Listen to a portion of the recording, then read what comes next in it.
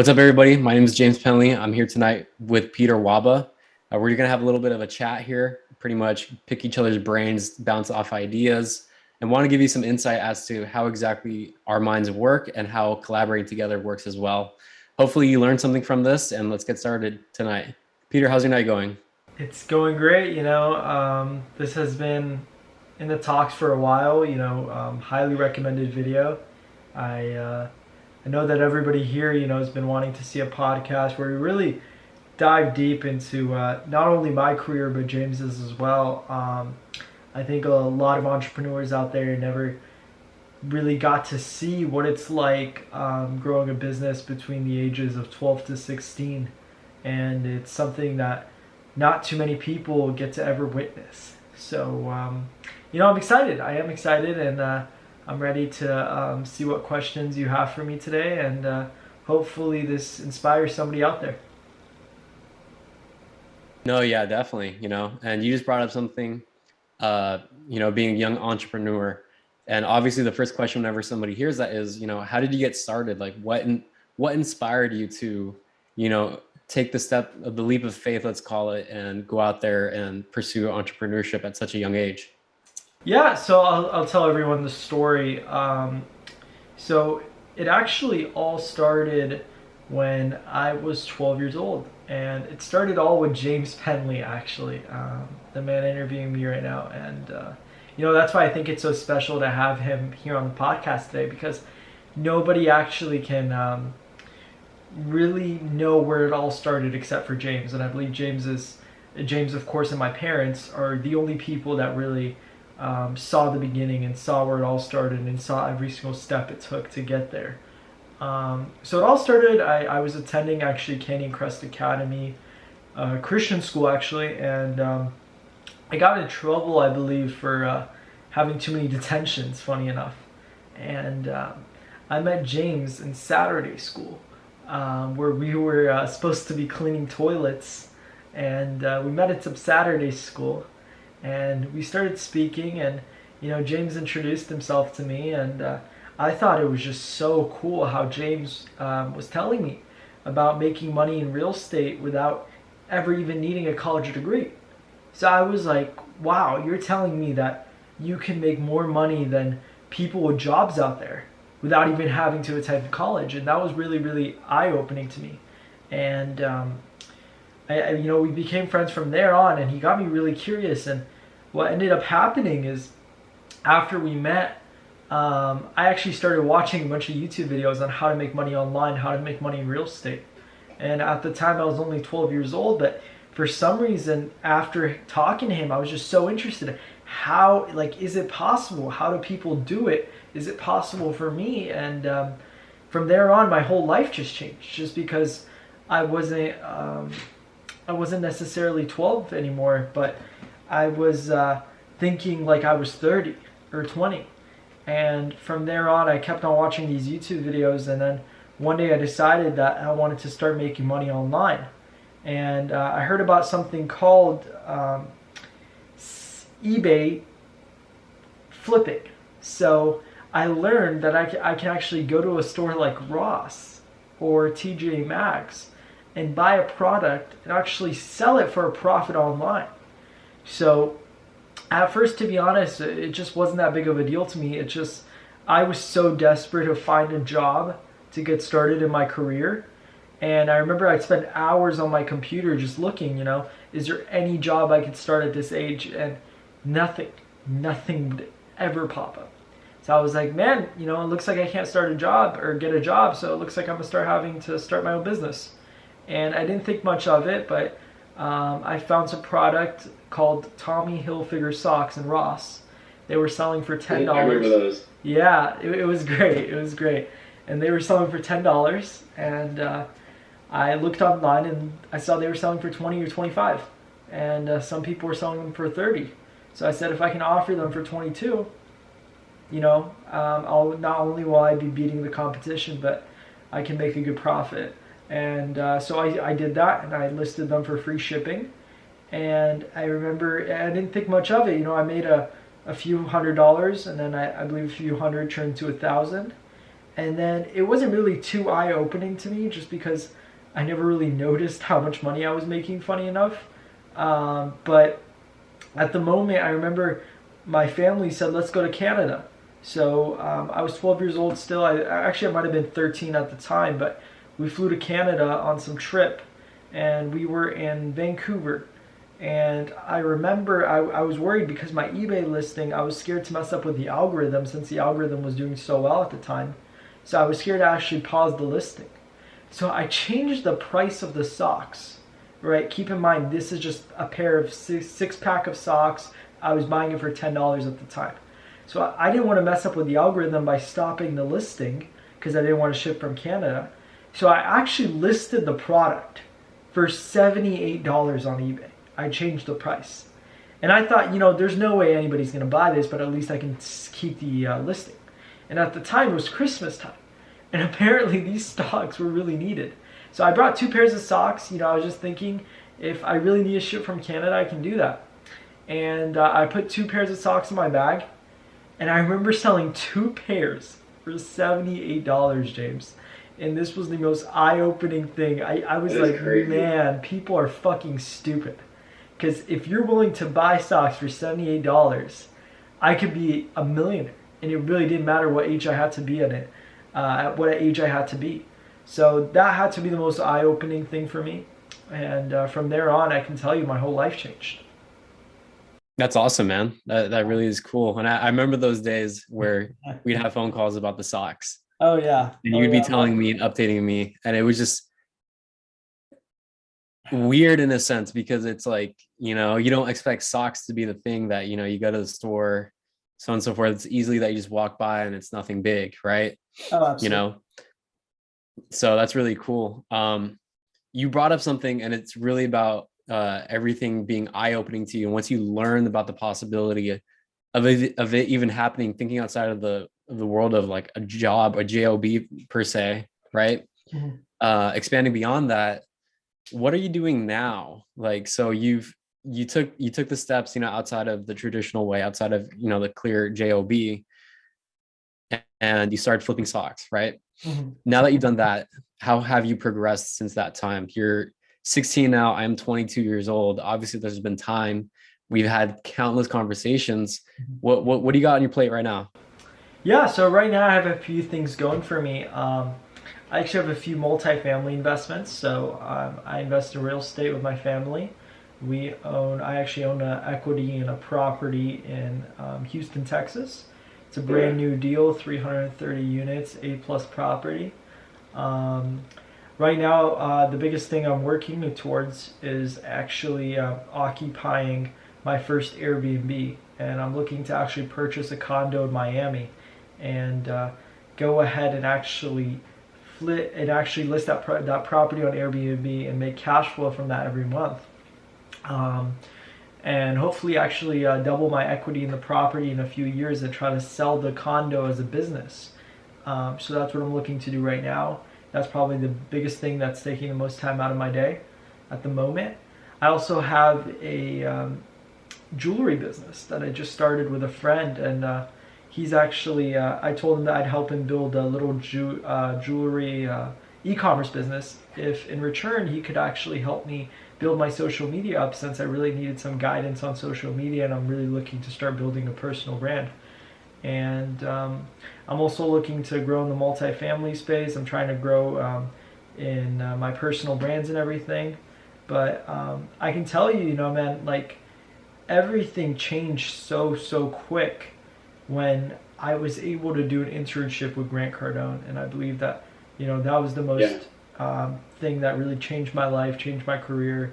And, coming home from that internship, I remember sitting in my bed the night I came home and I said, man, after this trip, I have no doubt in my head, I will be a fucking billionaire one day.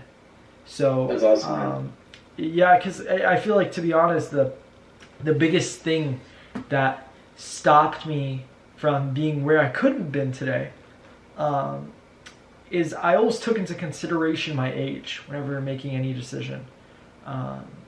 And that really held me back because I remember like at first when I was trying to make deals and stuff, I told myself, well, maybe I can't do that because of my age. You know, what are the legal reasons behind it? And later on, I realized my age is an advantage over anything because Yeah. if I can become, you know, right now the goal is become a millionaire by 17 or 18, have $1 million to my name net worth in investments, and if I can do that in a few years, what's telling me I can't be at 100 million by 21? And if I can be at 100 million by 21, why can't I be a billionaire by 30? So it's really, you know, I wish early on in my career I just would have distracted the fact that I'm young, and I wish I would have just, you know, really never took into consideration my age and just acted as if I was 25 or something. But nevertheless, you know, I'm happy for every decision I've made because I truly believe if it wasn't for the decisions I've made, I wouldn't be where I am today. No, yeah, definitely. And I want to circle back on something. You know, you talked about your internship with Grant Cardone. What was the most memorable day there? And then the next question to that is, what is your biggest lesson from that internship? Man, it's a hard question. Um, yeah, I mean, I learned so much while I was there, and I for the biggest memory that I have working there, I actually worked with the investor relations team, and they actually run the fund process in multifamily for Grant. And they raise the money, they do the calls, they make sure the deals are going through. So, nonetheless, like the most important team in Grant's company. And I would say the most memorable day had to have been the day I got there. You know, I Yeah. remember walking through the door, and it was funny enough because I was like, man, I can't wait to meet Grant because Grant was my inspiration for years before that, just because I've never seen anybody live a fast life like him, and like I was like, man, I want to live like Grant one day, and I truly do believe I will be getting to his level very soon, and sooner than I imagine. I hope, but I remember when I walked in there and I talked to the receptionist. I forgot her name, but she was really nice. And I sat on the couch, and all of a sudden, I find like a security guard walking up to the door. I'm like, where is he going? And I was really aware. I was really like scared, nervous. And all of a sudden, Grant Cardone walks in. Everybody, he had two security guards around him, and I actually became friends with both of his security guards before leaving. And I remember everybody stood up the second this man walked in. And I was like, I just can't imagine the amount of respect he had. It was just amazing to see how this guy was rolling. You know, so he didn't even have to park his own car. I just saw him roll up and somebody parked his own car for him. And that's how valuable his time was. And he walked in, everybody stood up, and I remember standing up and introducing myself. I said, hey, Grant, you know, my name is Peter Wahba. Thank you so much for inviting me. We spoke on Zoom when I was in Dallas, Texas. I really appreciated it. He was like, Brad, Summerrock's event? I was like, yeah. He was like, hey, man, you know, thanks for being here. Not a lot of people would have came. And I just remember I realized I had an opportunity that not too many people were given, and I knew I had to do something big out of it.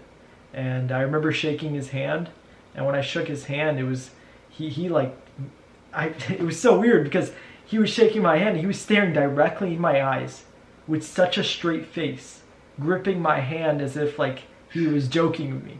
So I was like, I'm shaking hands with a billionaire right now, and it was just a crazy feeling, to be honest. And it's something I think I'll never forget.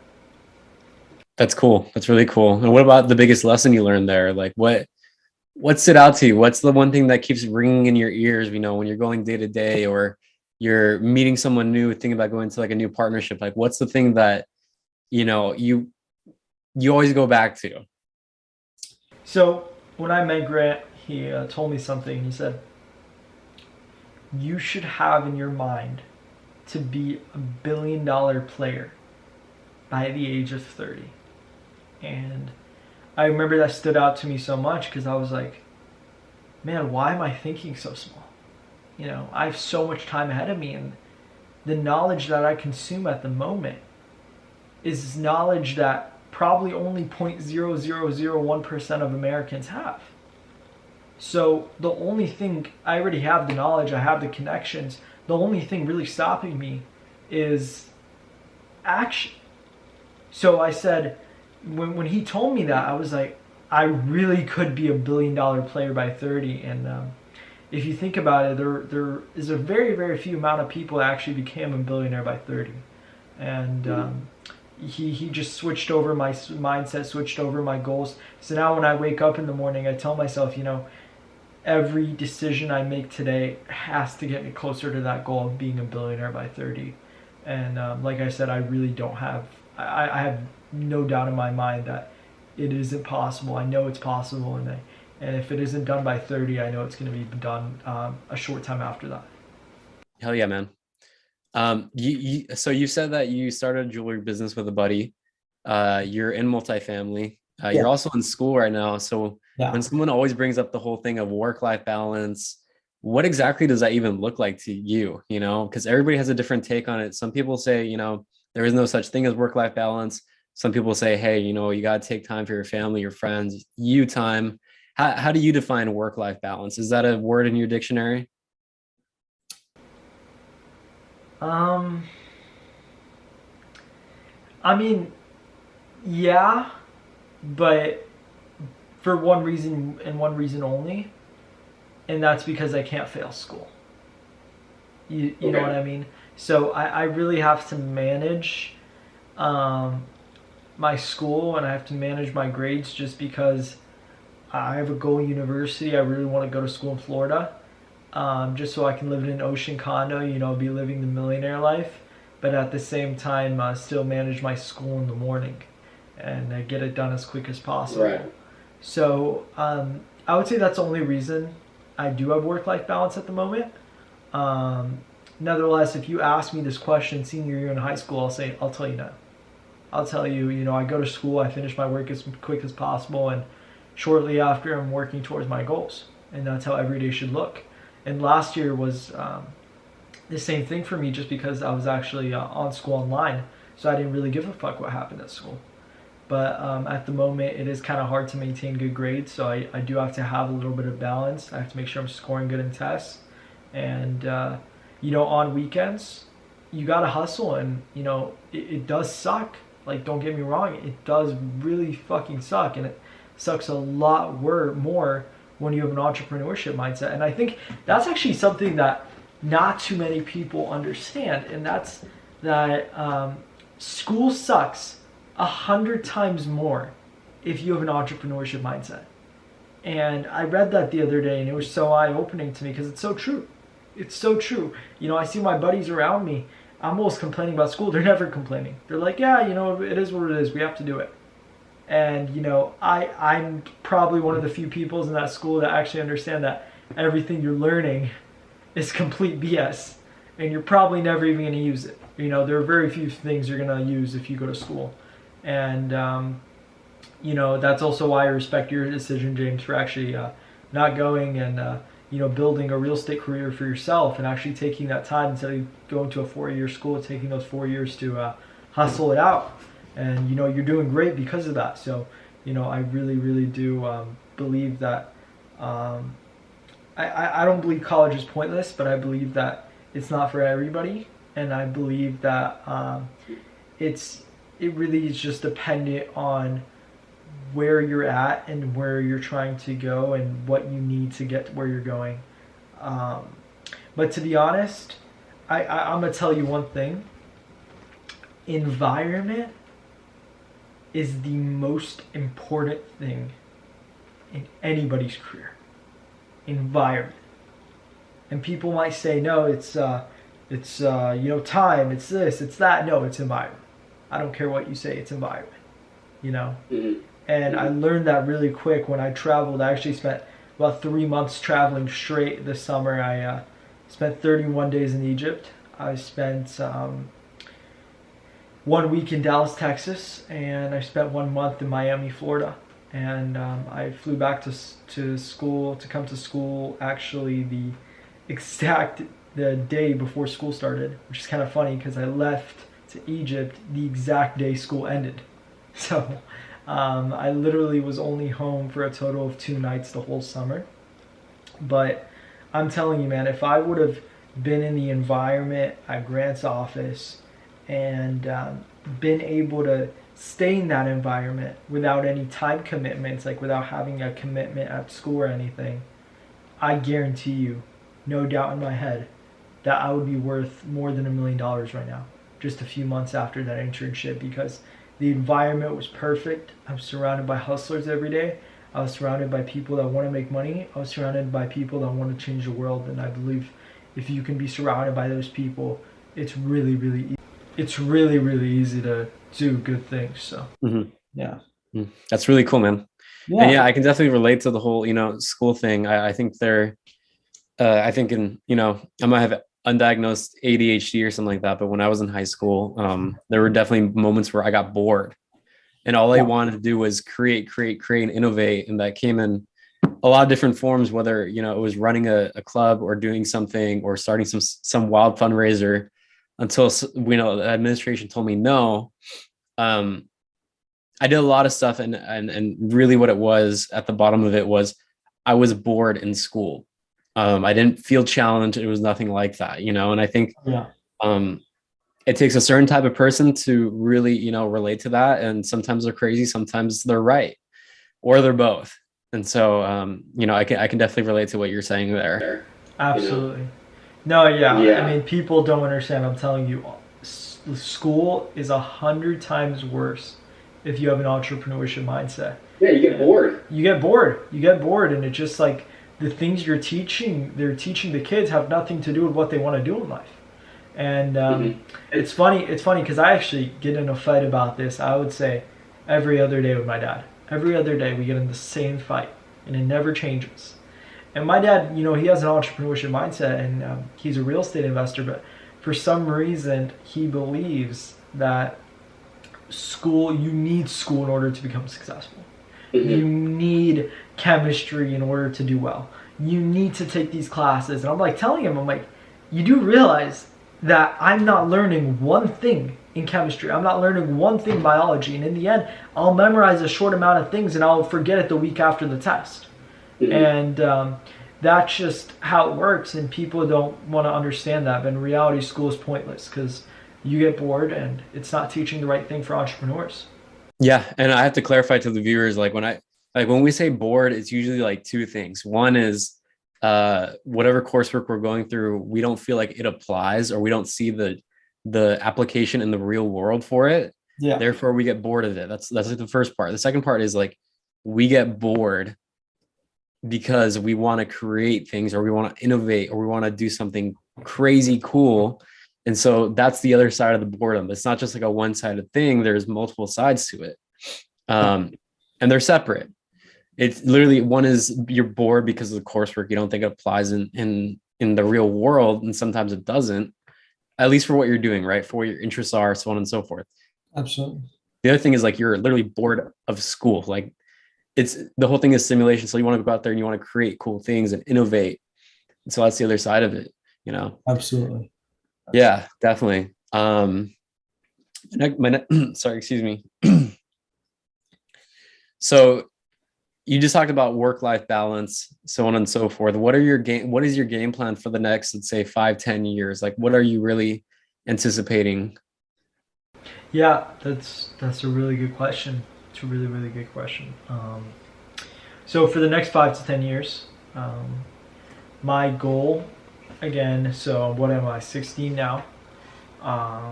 In 10 years, I'll be 25, or 26, sorry. And in 5 years, I will be 21. So I would love to have $100 million in net worth by 21. That's the goal. I'm a big believer that, you have to set goals that don't seem realistic. If your goals seem realistic, you're not setting the right goals. 100%. And people tell me whenever I tell them, I want to be a billionaire by 30, they're like, man, that's not realistic. I'm like, there's no such thing as being realistic. There's absolutely no such thing. If you're taking the right actions every single day. It's comfort, what it is. It's comfort, yeah. People say, if they say you're not being realistic, they just mean you're not being comfortable. To get to that goal, you're not going to be comfortable. And in reality, everybody's just set on this mindset that I'm gonna go to school, I'm gonna get a job, and I'm gonna be comfortable and I'm gonna be happy. And most people don't realize this until it's too late, nevertheless. But in their 40s or 50s, they'll end up being like, "Man, I'm not happy. You know, I'm stuck at this job. Yeah. I'm not making enough money, and I just met some guy who's 30 years old, just doing some real estate, and he's making 10 times as much I do. And I'm 50 years old, and I went to school, and this kid didn't even go to school. You know." So I think definitely, especially when people read Rich Dad Poor Dad, it really, really changed their mindset for sure. And so nonetheless, I'll answer your question. So my goal for the next 5 years, number one, I believe the e-commerce and that things. It's just little skills that I'm trying to occupy along the way. But nonetheless, two things that I see myself focus on in the next 5 years is definitely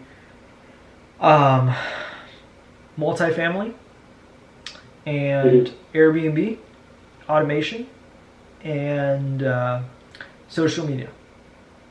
So I see myself doing social media in the long run just because I have a very social personality, and it helps me out with credibility at a young age. A lot of the time you do need credibility if you're doing this stuff at a young age, just because a lot of people might not trust you that much. So it really, really does help you out in the multifamily industry. So I'm looking to, hopefully by then I'll have over 100,000 followers on Instagram, TikTok, and YouTube. And I'll have a good following behind me. And net worth wise, like I said, by 21, I'd like to be at 100 million. That being said, I'd probably need to be at $1 million by 17 or 18 years old.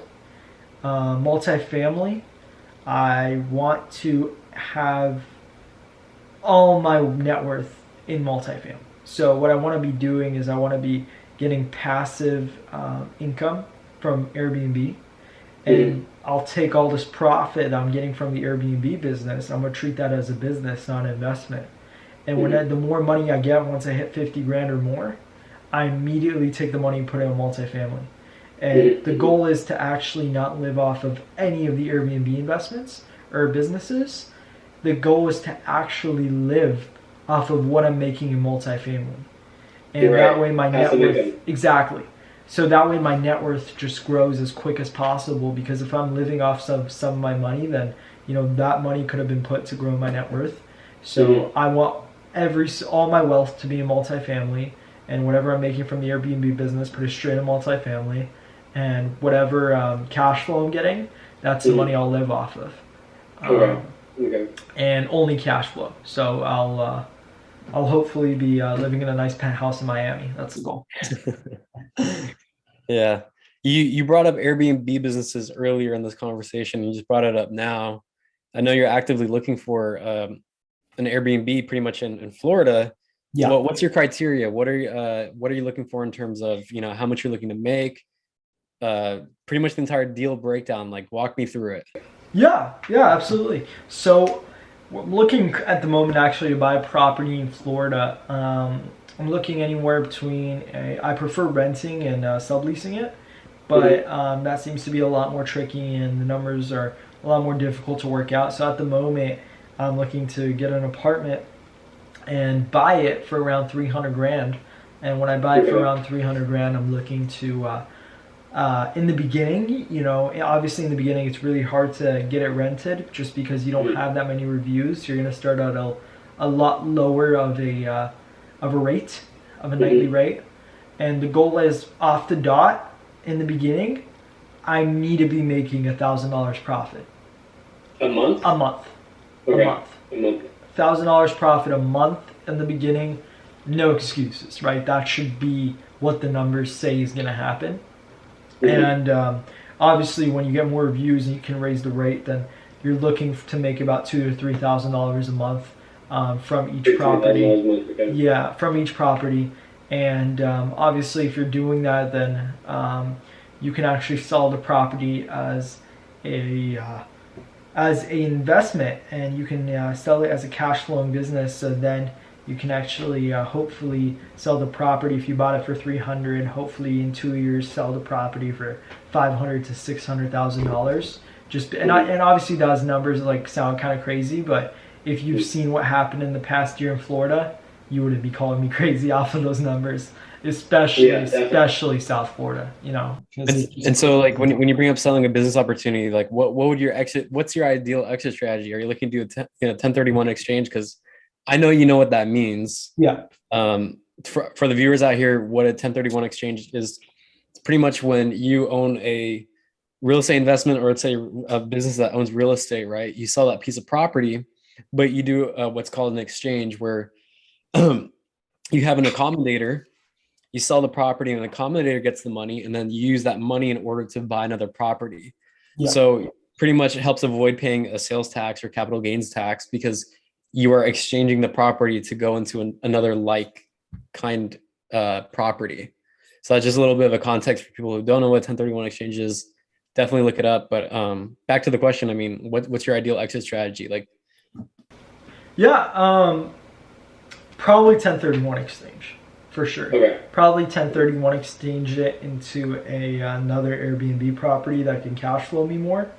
And like I said, I'd like to grow that business, hopefully till the day I get about 100 properties that are all being managed. Because I feel like that's a sweet spot. Let's calculate this real quick. If I can get 100 properties, let's even, yeah. So definitely a 1031 exchange. Probably transfer it to a better Airbnb property, maybe a bigger one that can provide me more cash flow. The more cash flow, the better. And I see that as a sustainable business to run. I actually forgot to mention something else, James. I actually was running a software company, and I had a whole software company that we were running. I can't really say the name or anything just because we're not live yet and we're still going to do it soon. And I had a partner. He ended up backing out for some reason that doesn't make sense, so I kind of got screwed over a little bit. But from there on, I actually found a new partner for the software company. So I'm looking to start a new software company, something else hopefully, and actually run it over the next year. So that's actually a great strategy just to provide more capital for the Airbnb business. I have my parents who are willing to give me loans to get loans on properties and everything. But if I would like to grow that at a faster pace, if I can get $1 million check out of a software company, that would be really, really helpful as well. Cool. Yeah. So you got a software company, you got a jewelry company, e-commerce company is e-commerce company as well as school. Yeah. How are you hitting each one of those goals? Like each one of them is like a painting, right? Or you're trying to make a painting for each one. And with that comes different supplies, different methods, so on and so forth. Everything has a different to-do list. It's kind of like having a kid or having a girlfriend. Yeah. How are you juggling that? How are you making sure that all the goals are being met, that all the action items are taken care of? To be honest, I'm not doing enough. And that's something I need to work on, but I'm not doing enough. I'm not doing enough to hit those goals. And, at the beginning of the year, I was really, with my goals, I was probably working a lot. Recently, it's been a little difficult just because school, I was trying not to fall back behind midterms. I actually have midterms on Tuesday. So I'm not doing enough, and that's the answer. But the way I try to juggle is I try to pretty much let myself have fun once a week, whether that means partying with my friends, doing something stupid, going out. I try to at least do that once a week. And I also try, that's just good for me to, still have fun. Whenever I talk to anybody about my career, my goals, they're always telling me, make sure you don't waste your childhood, because you're going to remember those years. So that's like that one way that I'm building up memories, and I make sure I'm never going to forget it. It's also a good way to get out of the work/school environment, kind of a different taste of medicine for a little while. And I do feel like I need that. Something else I do is I work a lot on the weekends. So what I'll do Saturday or Sunday, I usually hate working in my house, but obviously I still do. So Saturday or Sunday, I'll spend 4 hours at a coffee shop just working on businesses, taking meetings, taking phone calls. I'll like doing that at a coffee shop just to change up my environment a little bit. And yeah, I work a lot on the weekends, whether that's home or at the coffee shop.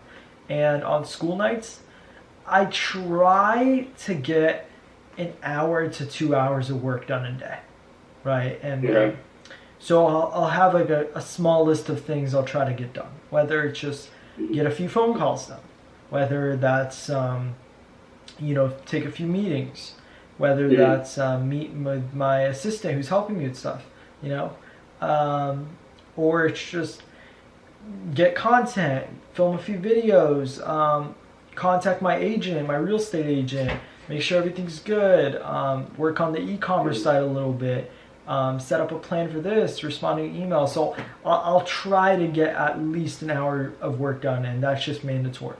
You know, whether I'm traveling or whatever, it's mandatory. And I find myself work more the more I travel. It's funny enough. And that's just because I'm like I said, environment is everything. And I'm a big believer that if you keep changing your environment, you keep getting yourself in different scenarios, you're around people who are hustling, you're just in a place of peace, you're going to work more. You're going to hustle more. You're going to think better. And that's the biggest reason why I truly do believe that, you know, I have 2 years left in high school. And after those 2 years, I believe I need to get an ocean condo to myself. Kind of just hopefully one of those properties I was Airbnb-ing, I'll just live in there for a while. And I need a nice office, a nice environment on the beach, somewhere where nobody can bother me. And I feel like that's really important to me because I know if I'm in that certain scenario or environment that I'm going to be unstoppable. And I'll have an area for me to get everything done, which gives me no excuses. And I don't have, and I hate to say this, you know, especially because my family's probably watching this, but I don't have a mom or a dad or a sister distracting me. And, you know, friends are always, obviously I'll have friends, you know, those friends are easy to shut down and just go quiet for a little bit. All you got to do is just put your phone on Do Not Disturb. So, you know, I do have those options, and that's why it's really important for me to get into a good university and keep my grades up. That way I am able to have that option of moving into an ocean condo and being on my own terms a little bit. It's really cool that you know exactly what you want. You know, there's a lot of people out there that they don't know what they want, and so that often leads to confusion or, you know, unfortunately people get taken advantage of in, you know, the obvious professional world or even the jobs market. But at your age, it's very unique to find someone who knows, you know, exactly what they want, set their sights on it, build a game plan as to how to get there, right? Yeah, honestly, sorry, James. I believe everybody should know what they want. Everybody. I believe everybody should have a decent understanding of what they want in life. And that necessarily doesn't have to be everything. Obviously, you're not going to know everything you want in life, but I do believe that every single person, no matter where you're at, should have some type of goal. And I guarantee you that goal will change and the plans will change. But I simply cannot understand how people wake up in the morning without knowing what they want. I don't know how to explain it, but, you know, there definitely are people out there, and I'm not talking down on them or anything like that. It's, you know, to each their own. It's a lot like swimming, you know, if you're swimming competitively, the second you focus on the person right next to you, you're going to lose. You know, you have to be focused on your lane and you got to be focused on the end goal for you. Exactly. Number one thing, you know, I want to kind of swimming without knowing when you're going to stop. Exactly. It's exactly like that. Right. Or, you know, you're looking over and you care about what the person next to you thinks about how you're swimming, so on and so forth. Right. You do that, you will fail. It's the biggest way that I can kind of like explain that. Right. So I'm not talking down on these people.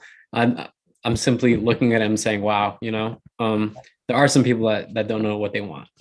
And who knows, you know, there's probably some pleasures to that and some enjoyment, but I think you and I alike, and a lot of other people out there where the thought of that, we'd get anxious, we'd get nervous, and it's like, no, like there has to be a game plan. We got to do X, Y, Z, A, B, C, you know? So I think that's a really big part into it. So you said earlier that you don't think you're doing enough. How, I want to kind of like hash on that a little bit. How are you identifying like the most? So I wanted to kind of like rehash on what you said, where you basically said that you don't think you're doing enough. Yeah. And so I want to go back and say, okay, like, how are you identifying the most urgent, most important things that you got to do on a day-to-day basis? Like, excluding school, how do you know what's the most important, most urgent things to do, and like not get distracted with, the everyday administrative things, so on and so forth, that you could probably, you know, those things can probably wait off. Like, how are you identifying the most important, most urgent things? Yeah, absolutely. I mean, number one is emails. If I go through my emails, then I know I'm getting this stuff out of the way. I'm seeing what needs to be done. So emails are really important to me. Number two is I do have somebody who helps me on a daily basis. Um, and I have to make sure he's being managed. I have to make sure that I'm sending him work. I have to make sure that he's doing well. I have to make sure he's been pushing forward, and that is definitely a must for me because I'm paying him every month. I can't just stop. So it's something that I have to do on a daily basis, or at least whenever he's working. Something else is something that has always helped me, and actually my friend Brian, who's a multimillionaire land broker, told me this the other day. So he said, you're really, really good at following up and seeing what needs to be done. So that being said, whenever I know there's something that needs to be done, I'll go ahead and call the person. I'll be like, man, like we're here and here. What else needs to be done? And I'll be like, did you do this? Did you do that? So a lot of the time I like to call up my business partners, talk to my realtor, talk to all these people, and just talking to them, I have a good understanding of what needs to be done. Recently, my work schedules have been filled with a lot of underwriting. I underwrote 2 properties yesterday. I'm building a plan to syndicate this new property in Texas that we're buying right now. I actually forgot the amount of units it has, but it's a good apartment building down in Texas that's under contract. So I'm building up a plan to syndicate and hopefully be a GP in that deal. So that's how my days have been looking like recently. But I did set up my schedules for school. I had to do half of math class, so I'm actually done with that half. So I was able to take a free third period, which means I'll have an hour and 30 minutes in the middle of the day completely free with nothing to do. So the plan with that is I actually go to school right across the street from Starbucks.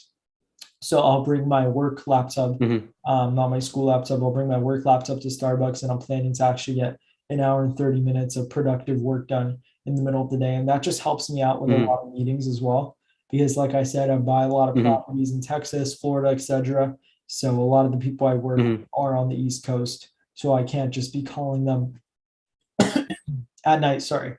So it does help in that sense. And it also gives me an hour and 30 minutes in a different environment where everybody seems to be working towards something. So it does help me from that sense as well. That's a long answer to your question. Yeah, no, definitely. Cool. We were just talking off camera pretty much. Obviously, we have mutual friends, people you've introduced me to, people I've introduced you to. Tell me about any of them. Did you ever partner up with them or talk with them? Like, give me the rundown on that. Yeah. That's actually a really, really good question. I love that question. Thanks, James. So I've met some amazing people, and I truly, truly do believe this is actually one of my famous quotes. I say a lot, and your contacts are your contracts. So the more people you meet, the more contracts you get signed. Or your network is your net worth. All these things are the most important quotes, I believe. There's 3 quotes that I really, really, really do live off of. And number 1, contacts equal contracts. Number 2, your network is your net worth. And number 3, this one's my favorite.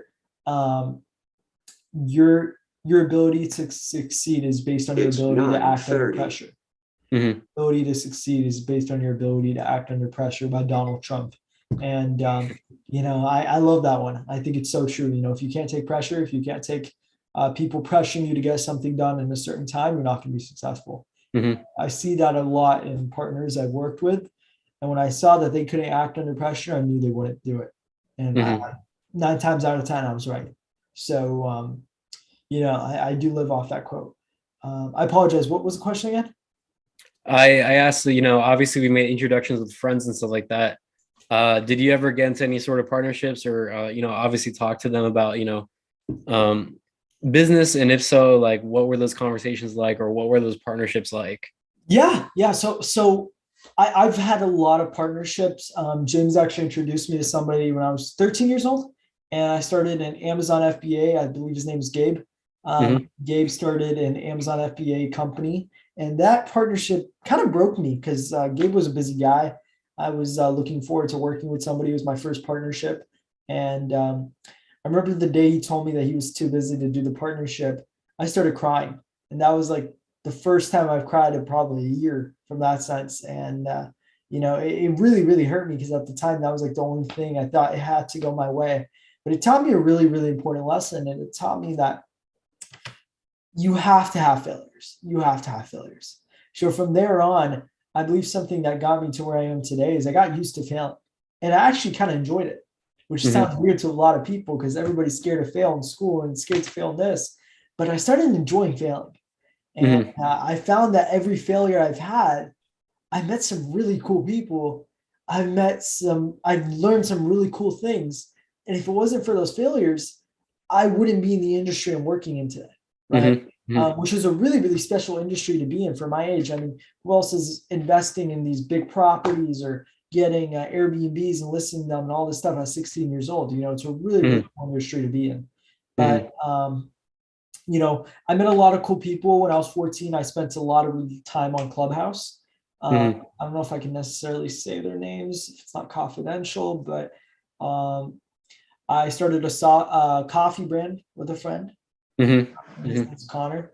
I owned a clothing brand, believe it or not. I used to own a clothing brand called 9 to 5 Merch with my buddy Arulam and Mark. If you guys are Mm-hmm. watching, shout out to you guys. My buddy Arulam taught me a lot, a lot. Arulam is really matched up his energy with mine just because he was in a similar sense where he was managing businesses and managing his parents' company and stuff at 16 years old. So we kind of grew up very similar. And the guy is doing crazy right now. He's worth a lot of money, and Mm-hmm. he's just getting started. So Rulam, I would say one of the best people I've met for sure. Obviously, James got me started in business, so I would not even be close to where I am today if I would have never met James. Yeah. And there's a lot of cool people. Brian, I met on Clubhouse. I spent about a year on this app called Clubhouse, and I met a lot of cool people. I remember Yeah, the I remember that when yeah, he just randomly joined our room, and then we yeah. started talking. Oh yeah, Bryant. Yeah, Yeah. he actually I just miss those came back clubhouse to San days. Diego to speak to one of my clubs at school. Cool. Yeah. Yeah. Back when Clubhouse was like first out and Oh yeah. everybody was on it. Everybody's trying to hop on that. It's funny. Say a quick, cool story out of that. Don't you think it was cool that I was speaking on Clubhouse and nobody knew my age?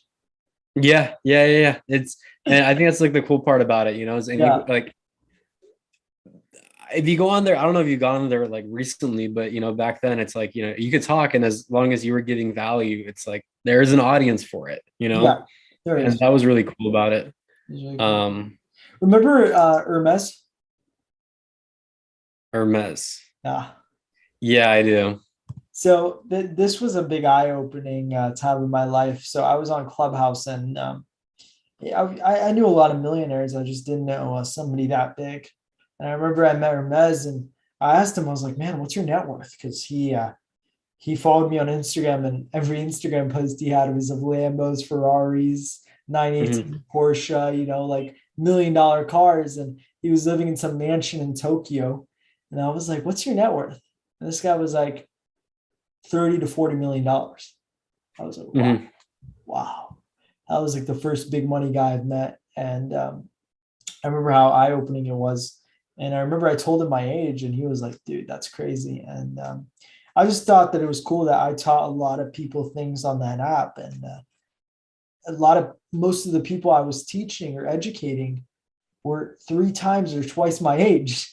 So Mhm. I like, I thought it really cool. And a lot of my partnerships, I actually were through people I met on that app, and it was a really special place to be. And it was a time of quarantine, but it was a time where everybody was learning, everybody was growing. It was just an amazing, amazing time. And Yeah, no, definitely. our partnerships came out of that. Bryant, actually, I used to do wholesaling calls for him in my garage after Hmm. after we met on Clubhouse. So it was a cool time. Yeah. A lot I learned. I wouldn't be where I'm at today if it wasn't for Clubhouse for sure. And I'm glad I convinced James to join. Or sorry, you convinced me to join. No, I convinced you to join. Yeah, I'm glad King James convinced me to join. That was amazing. Yeah, that was really cool. Um, I think that wraps up for my questions right now. I mean, do you have any questions for me? Yeah, yeah, I do actually. So James, Yeah. what are your goals for the next 5 years, and how do you plan to get there? Okay. So I think I'm 22 years old. So, we're talking about when I'm 27. Hmm. Um, I've been saying for a while now, I've been saying for a long time that I want to get to a certain point and pretty much just retire. I had that number in my head and I know what it takes in order to get there. Um, but more recently, I said, okay, if I retired, I'm going to get bored. I need to be doing something and really dedicate myself to that. So uh, I want to be retired and then I want to go out there and start my own nonprofit. And it's not going to be one that I use for tax benefits, nothing like that. It's actually going to be one where I don't take a salary. I hire people. I hire amazing people. They get paid very like a living wage, um, and pretty much go out there and start the craziest nonprofit ever imagined. Yeah. And so those are the two things I want to be doing. One is retire from what you would consider like the business world or whatever, Hmm. right? Hit that number in monthly income, in assets and in equity, so on and so forth, and just say, okay, you know what? Like that's it. I'm done. Um, and then go out there and dedicate the same resources that I have in order to help others start a nonprofit and just take that and let the wind blow it pretty much. That's So amazing. thank you. Yeah, I want the nonprofit to be focused in pretty much mental health, shelters for battered individuals, and then something to do with cleaning up the ocean, because each one of those speaks very big to me. Hmm. Um, but yeah, I want to start a big nonprofit. I want it to be extremely crazy in terms of what we do and how we do it.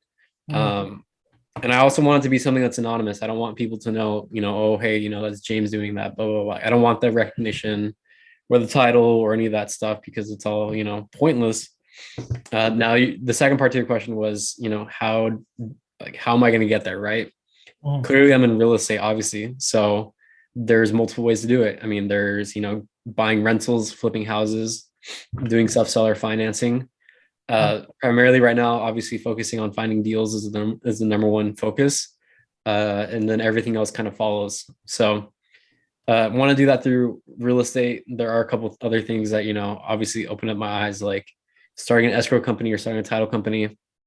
Private money is also a really big one, focusing on that. But the primary focus here is really on real estate. Um, I don't think there's anything else that would take me away from that besides maybe private banking. Um, but yeah, nothing else has really come along that's really sparked my interest, like real estate has. So That's amazing. That's amazing. And I love that you mentioned, you know, starting a nonprofit, because so many people say, I mean, this is a really popular subject these days. And a lot of people say that, money doesn't buy happiness. And, I just think that's the biggest lie I've ever heard. That's the biggest lie.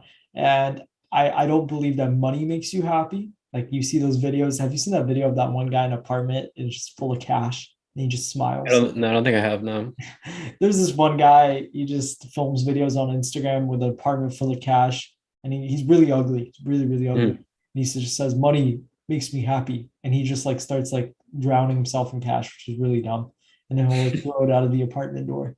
But it, like, just to make it clear, money, I don't think money itself makes you happy, but I believe that um money helps, and that money gets you the things that will make you happy. So, if you wanted to start your own nonprofit, you need money to do that, right? Yeah, 100%. Money buys you freedom is Money really buys what it you does, freedom. right? It gives you the ability to not have to answer to anybody. Yeah, Do absolutely. I think it buys, happiness? No, there's a lot of people that are freaking miserable, right? Yeah, Um, but it can buy you the things that will make you happy. right. Yeah, it can. It gives you the freedom to, right? Exactly. And that's the biggest part. Is I think the biggest lesson from 2021 that I learned is that um the money that you make, the accolades, the titles, the trophies, all that sort of stuff kind of just goes out the window.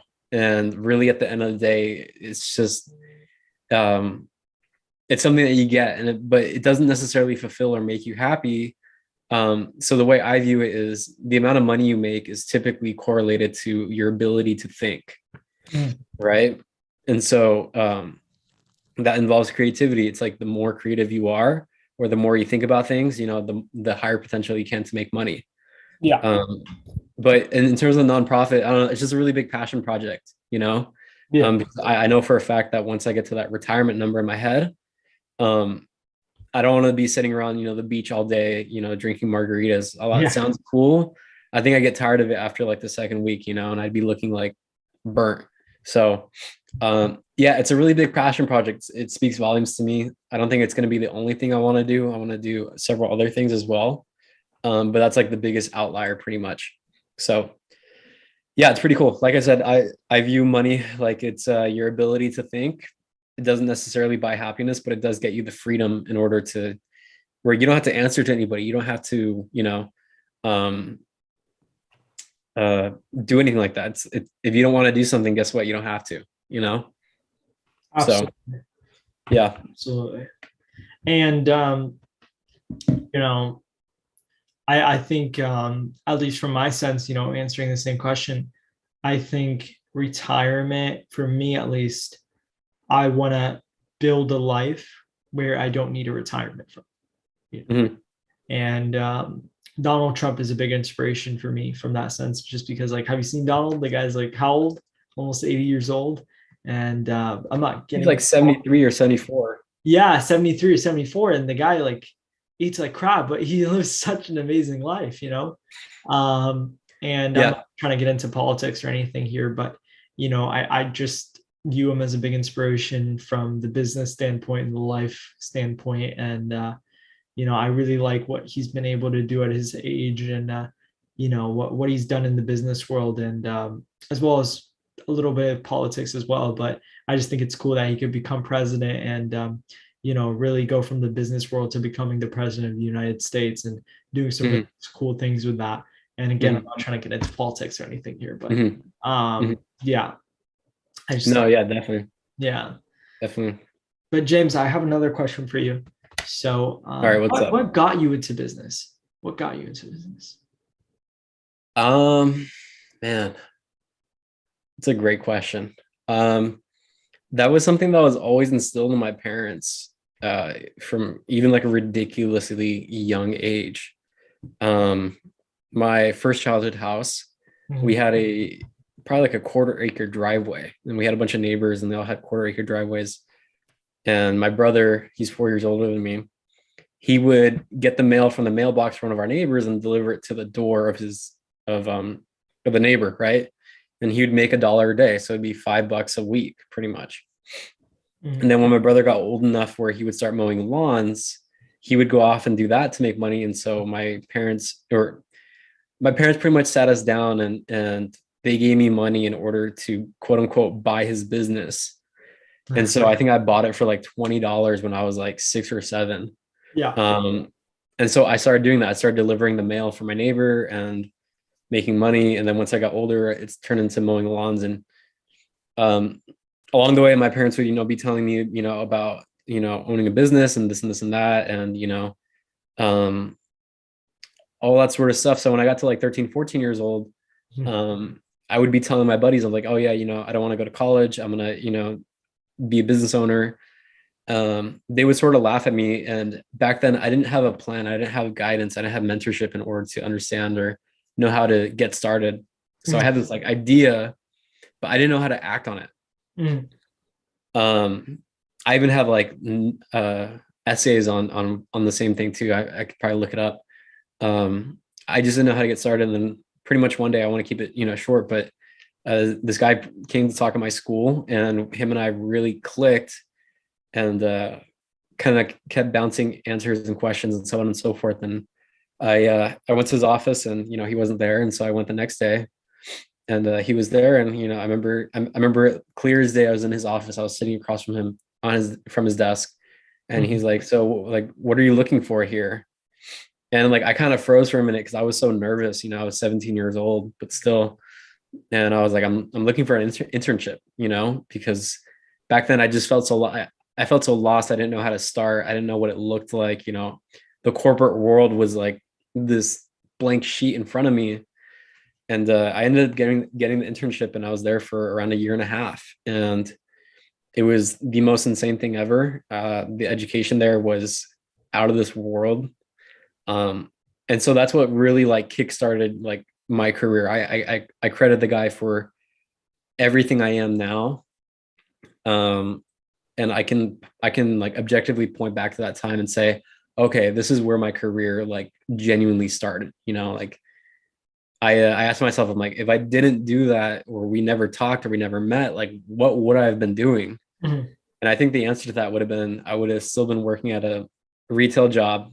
I would have gone off to university. I would have gone into debt, because that's what I thought was the right thing to do. And I'm not saying it's the wrong thing to do. It's just I didn't know any better. And so that's pretty much how my career started, was because a guy came to talk in my school during a class that was normally my nap time, and we hit it off really good. So yeah, I'm really grateful for, even to this day. Like I still look back. Matter of fact, I still have this here. Let me show you this.